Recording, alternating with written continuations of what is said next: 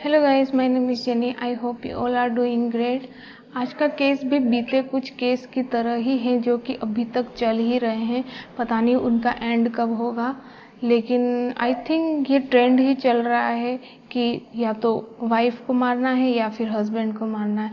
पता नहीं क्या हो रहा है। तो चलिए इस केस को भी डिस्कस करते हैं, हनीमून मर्डर केस।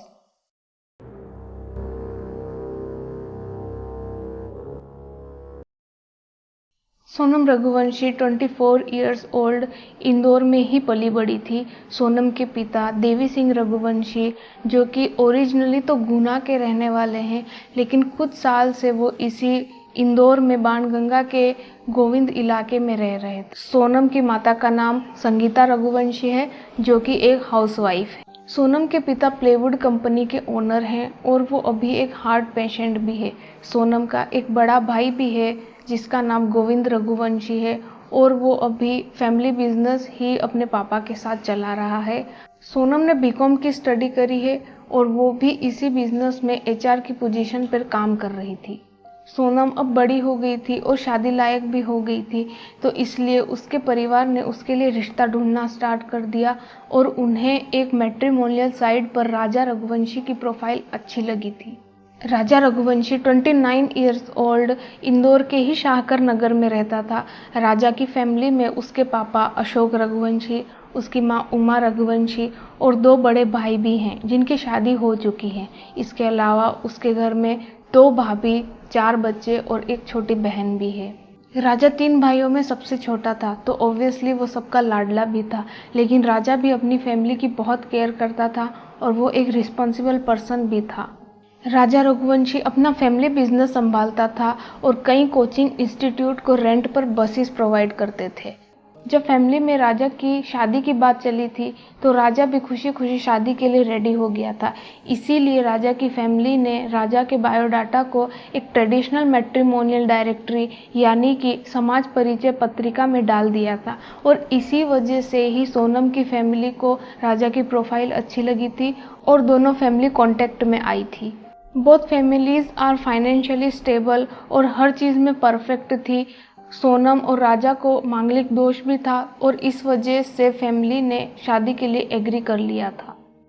रिश्ता फिक्स होने के बाद सोनम और राजा के बीच में बातें भी हुई, लेकिन सोनम का रिस्पॉन्स राजा की तरफ बहुत कम था। जब भी राजा उसे मैसेज या फिर किसी बात के लिए फ़ोन करता था तो वो हमेशा डिले ही करती थी। राजा ने ये सारी बातें अपनी माँ को बताई थी, इसलिए राजा की माँ ने बाद में ये बताया था कि राजा उसे बाहर कॉफ़ी के लिए या फिर मूवीज़ देखने के लिए लेकर जाना चाहता था, लेकिन आगे से ही सोनम मना कर देती थी और कोई जवाब नहीं देती थी। तो राजा की माँ ने ही राजा को समझाया कि कोई बात नहीं, शायद उनकी फैमिली थोड़ी धार्मिक प्रवृत्ति की है तो उन्हें ये सब अच्छा नहीं लगता होगा बाहर जाना, तो कोई बात नहीं, वैसे भी शादी के कुछ समय ही बाकी है तो उसके बाद तुम बाहर चले जाना। इन सभी बातों से शायद यही लगता है कि सोनम इस शादी से खुश नहीं थी, लेकिन फिर भी इन दोनों की 11 मई 2025 को बड़े ही धूमधाम से इंदौर में ही शादी की जाती है। सभी बहुत खुश थे सिवाय सोनम को छोड़कर।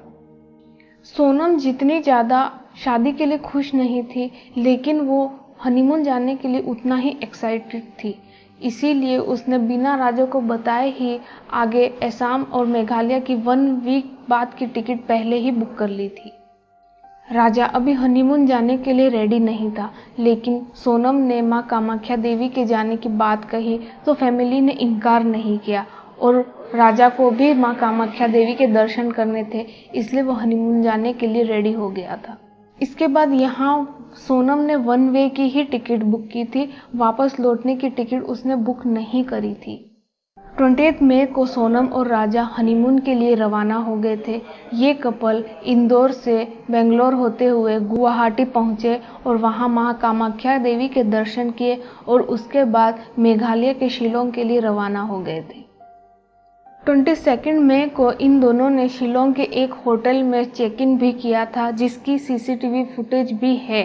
सोहरा इलाके के ही एक दूसरे होटल में भी इनकी सीसीटीवी फुटेज है, जहां पर ये स्कूटी से रवाना हो रहे थे।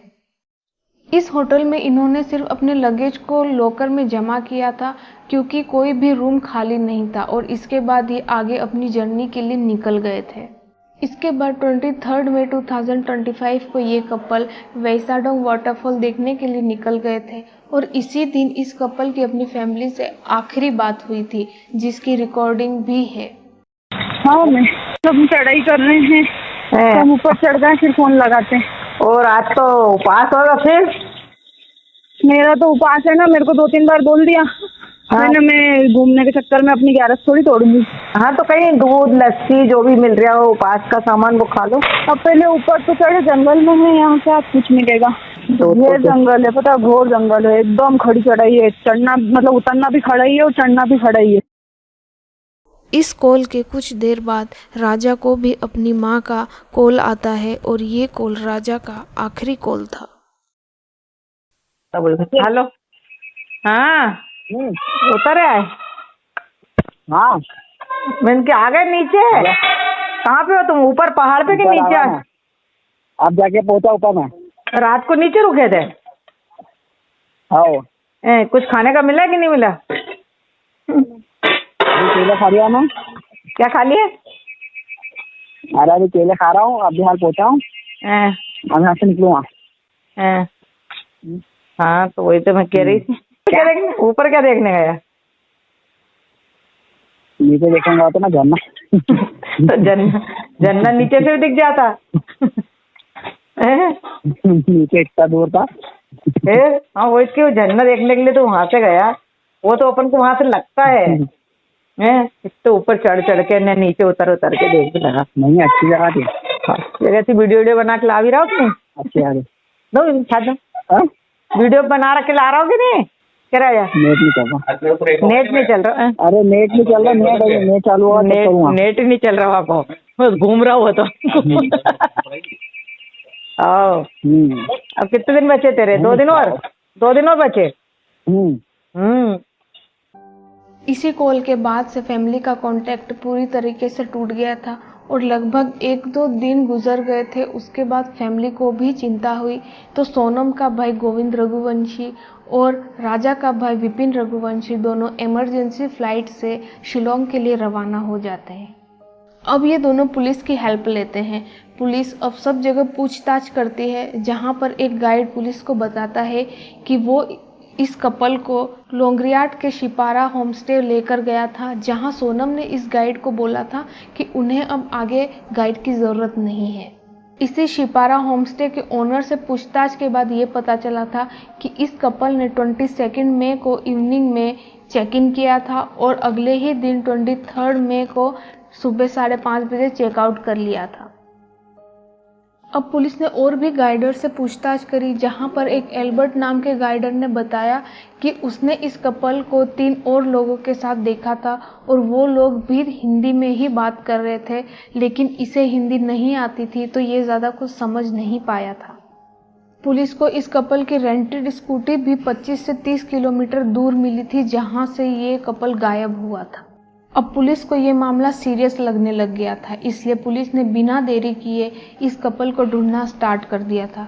लेकिन ये कहने में आसान लगता है लेकिन बहुत मुश्किल था, क्योंकि वहाँ का बदलता मौसम और जिस तरीके की खाई थी वहाँ पर इन्हें ढूंढना बहुत ही इम्पॉसिबल सा था।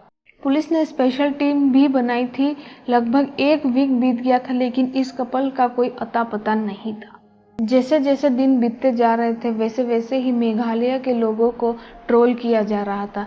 मीडिया ने मेघालय के लोगों को बहुत बुरा भला कहा था, इसीलिए उन पर प्रेशर भी ज़्यादा था और अब उन्होंने सर्च टीम लेकर स्पीड दुगनी कर दी थी।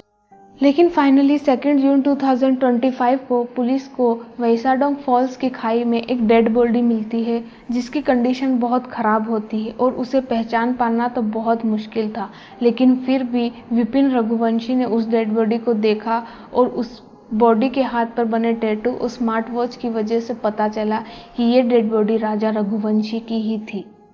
डेड बॉडी के पास एक वुमेन की वाइट टी शर्ट, कुछ टैबलेट्स और एक फ़ोन की स्क्रीन भी मिलती है, लेकिन सोनम का कोई अता पता नहीं होता है। सर्च टीम को कुछ ही दूरी पर एक वेपन भी मिलता है, जिसे वहाँ की लोकल लैंग्वेज में दाव कहते हैं। अब राजा की डेड बॉडी को पोस्टमार्टम के लिए भेज देते हैं, जिससे ये पता चलता है कि राजा गलती से नहीं गिरा था, उसका मर्डर हुआ था और जो वेपन उन्हें मिला था उसी वेपन से ही उसका मर्डर किया गया था। इस न्यूज़ की वजह से फिर से मेघालय के लोगों को मीडिया ने भला बुरा कहना स्टार्ट कर दिया था, क्योंकि डेड बॉडी के पास से एक गोल्ड चेन और उसके हाथों में पहनी रिंग्स भी गायब है, जिसकी वजह से मीडिया ने मेघालय के लोगों को चोरी करने और उसके बाद राजा रघुवंशी को मार देने की भी वजह बताई। और सोनम के अभी तक न मिलने से मीडिया का ये कहना था कि पहले राजा रघुवंशी को मार दिया और उसके बाद उसकी वाइफ को ड्रग्स देकर बांग्लादेश भेज दिया गया होगा। अब मेघालय पुलिस ने गाइड के बताए 3 लोगों की भी पड़ताल करना स्टार्ट कर दिया था, जिसमें पुलिस को ये पता चला था कि ये 3 लोग भी इंदौर से ही बिलोंग करते थे। अब पुलिस को इन तीनों पर शक होना स्टार्ट हो गया था। पुलिस ने इन तीनों का बायोडाटा निकालने के बाद 8 जून को इन तीनों को गिरफ्तार कर लिया था और एक नए ही किरदार का नाम सामने आया था, राज कुशवाहा। राज कुशवाहा और कोई नहीं, सोनम रघुवंशी की कंपनी में बिलिंग का काम करता था। राज के पिता की लगभग 2 साल पहले डेथ हो गई थी। अभी राज अपनी 2 बहनों और मां के साथ रह रहा था। मीडिया में राज कुशवाहा और सोनम के लव अफेयर की भी बात की गई थी, लेकिन ये अभी ऑफिशियली करेक्ट नहीं है, क्योंकि राज के फ़ोन में सोनम का नाम दीदी के नाम से सेव है और कंपनी में ज़्यादातर लोगों का भी यही कहना है कि राज सोनम को दीदी कहकर ही बात करता था। इसके अलावा भी राज सोनम से राखी भी बंधवाता था। राज कुशवाहा के कहने पर ही इन तीनों एक्यूज्ड ने राजा रघुवंशी का मर्डर किया था।